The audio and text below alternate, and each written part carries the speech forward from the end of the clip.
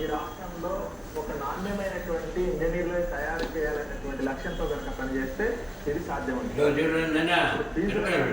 చూసినప్పుడు దాదాపు చెప్పిన 100-200 కాలేజీ దాకా కనీస వసతులు లేవు.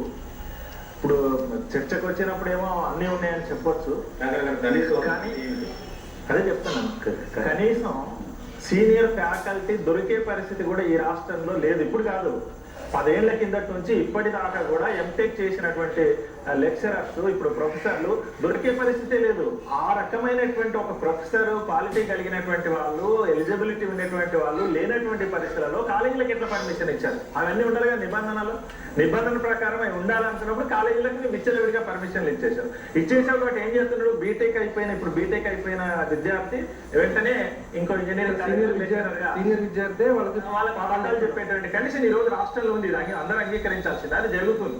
గతంలో ఐటీఐ చేసిన విద్యార్థి ఎట్లయితే తిరుగుతున్నారో ఇప్పుడు ఇంజనీరింగ్ చేసిన వాళ్ళు కూడా ఆ రకంగా తిరగాల్సిన పరిస్థితి వస్తుంది. అంటే నాణ్యమైనటువంటి లేకపోవడం. ఇప్పుడు ప్రతి సంవత్సరం 5,000 కోట్ల రూపాయలు ఫీజు రియంబర్స్మెంట్